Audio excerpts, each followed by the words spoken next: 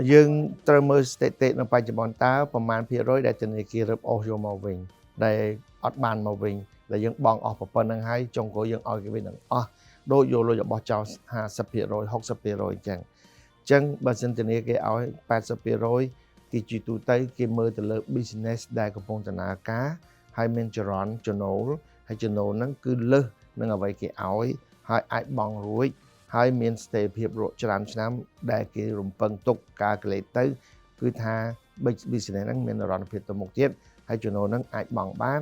ហើយបង់បាននៅយូរអង្វែងហើយគេជាដៃគូដែលមានទំនុកទុកចិត្តយូរឆ្នាំមកហើយ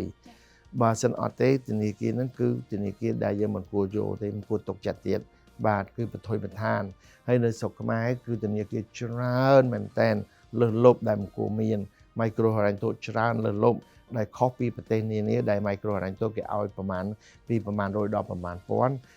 มันលើសម៉ឺនទេយើង micro ហិរញ្ញវត្ថុយើងឲ្យដល់10000ដល់លានក៏មានដែរវា cost ស្តង់ដារ micro ហិរញ្ញវត្ថុដែលលើโลกនេះគេមាន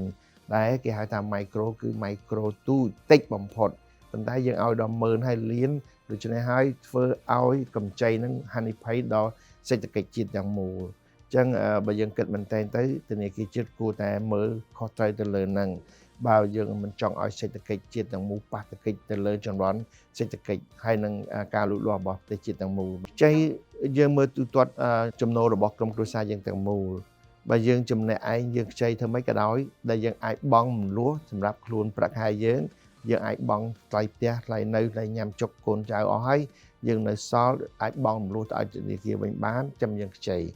បើយើងខ្ចីមកយើងបង់មលោះទៅឲ្យគេវិញប៉ុន្តែអត់រួចថ្លៃផ្ទះថ្លៃញ៉ាំថ្លៃកូនគឺយើងកុំខ្ចីអាហ្នឹងដូចខ្ចីវ៉ាន់កក្រមកពូជអញ្ចឹងខ្ចីជួនកាលគេមានកូន3នាក់ធ្វើការអញ្ចឹង3នាក់ហ្នឹងបើសិនជាខ្ចីមកគឺថា3នាក់ហ្នឹងចូលរួមចំណែកនឹងសងតាសងប្រហែលឆ្នាំរួចហើយអត់ឲ្យវ៉ាន់កគឺមានគេសម្រុបនឹងការសងដើម្បីឲ្យរួចចឹងហ្មងចា៎បាទអញ្ចឹងបើក្រៅពីចំណុចទាំងអស់ហ្នឹងគឺកុំខ្ចីបាទហើយយើងឃើញអ្នកខ្ចីcredit operator ពីច្រើនអ្នកខ្ចីទៅលេងល្បែងអ្នកខ្ចីលុយថ្ងៃដែលឆក់ការៀតមួយផ្លែតone core អីផ្សេងអញ្ចឹងជាចំណុចមួយគេហៅបកប្រព័ន្ធធ្វើឲ្យប្រជាជនយើងជាប់អន្ទាក់ស្ទើរតែទាំងអស់គ្នាហើយយើងឃើញក្រុមគ្រួសារមួយកំពុងមានបញ្ហាឈឺផ្លូវចិត្តចុកឈាមគាំងបេះដូងជាពិសេសផ្លូវចិត្តហ្មងដែលជាពាក់តគ្នាហើយអត់មាននរណាសងនរណាទេដល់ពេលអញ្ចឹងវាទៅជាជំងឺមួយបាក់ទឹកចិត្តហើយជំងឺមួយគឺសត្រូវជុំវិញក្នុងសង្គមរឿងហ្នឹងហើយក្នុងសង្គមមួយគឺតែតែមានមេខ្យល់បំបត្តិមេខ្យល់បាទបំបត្តិមេខ្យល់ចាប់ដាក់គុក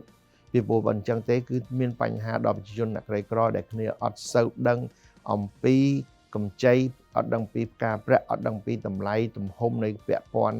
ដែលថាធ្វើឲ្យកម្ចីវ៉ាន់កក្រមកពូជហ្នឹងនឹងកកើតឡើងតាមសុខខេត្តភូមិទាំងអស់បាទ